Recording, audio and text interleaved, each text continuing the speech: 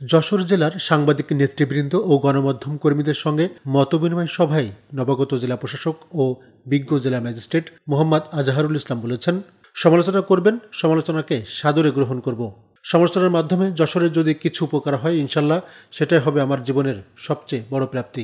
বিগত সময় যে সাংবাদিকতা ছিল, সেই সময় কিন্তু এটা সাংবাদিকতার কোনো নৈতিকতার জায়গা থেকে, ইথিক্যাল জায়গা থেকে, প্রিন্সিপালের জায়গা থেকে কিন্তু সেটা সেভাবে করা হয় নাই। আমরা আশা করছি সাংবাদিকতার সঠিক জায়গা থেকেই সাংবাদিকতা আসবে।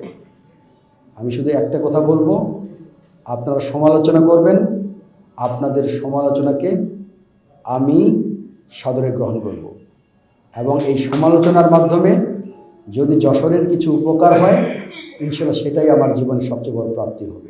18 সেপ্টেম্বর বিকেলে যশোর জেলা প্রশাসকের কার্যালয় অমিত্রাক্ষর সভাকক্ষে মতবিনিময় সভায় সভাপতিত্ব করেন তিনি।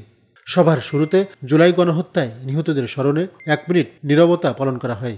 জেলা প্রশাসক মোহাম্মদ আজহারুল ইসলাম সাংবাদিকদের উদ্দেশ্যে আরও বলেন, ছাত্র জনতার বিপ্লব সাধিত হয়েছে বৈষম্য, দুর্নীতি, অনাচারের বিরুদ্ধে। যশোরের নানা সমস্যার সাথে সম্ভাবনাও আছে। সেই সম্ভাবনা কাজে লাগিয়ে এগিয়ে যেতে সাংবাদিকদের পাশে থাকার আহ্বান জানান তিনি আরও বলেন, বিগত সময়ে সাংবাদিকতা নৈতিকতা, এথিক্যাল এবং প্রিন্সিপালের জায়গায় ছিল না। ছাত্র জনতার গণ আন্দোলনে সাংবাদিকরাও জীবন দিয়েছেন। অর্জিত এই স্বাধীনতার মাধ্যমে সাংবাদিকদেরও স্বাধীনতা এসেছে। সমস্যাগুলোকে দূর করে সম্ভাবনাগুলোকে কাজে লাগিয়ে কিভাবে আমরা ভবিষ্যৎ আমাদের এই যশোরকে পরিকল্পিতভাবে একটা সুন্দর জায়গায় আমরা নিয়ে যেতে পারি, সেই ধরনের পথ চলার যে একটা জায়গা, একটা যে আমরা বলি, যদি রোড ম্যাপ যদি বলি, আমরা যদি একটা রূপরেখা বলি, এই রূপরেখা তৈরি করার জন্য আমরা সবাই একসাথে কাজ করতে চাই। মতবিনিময় সভায় যশোর থেকে প্রকাশিত বিভিন্ন গণমাধ্যম এবং ঢাকার বিভিন্ন জাতীয় পত্রিকা, টেলিভিশন চ্যানেল এবং অনলাইন মিডিয়ার সাংবাদিকরা উপস্থিত ছিলেন।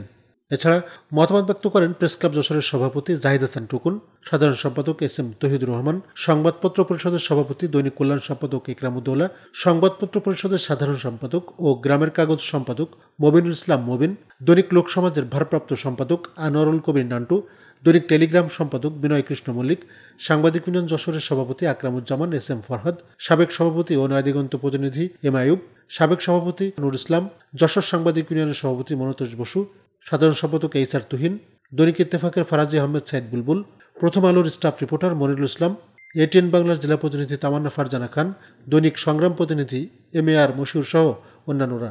বিকেল 4:30 থেকে শুরু হয়ে মতবিনিময় সভা চলে সন্ধ্যা 6টা পর্যন্ত। Tarikul Islam Tarek, news zone BD, Jessore.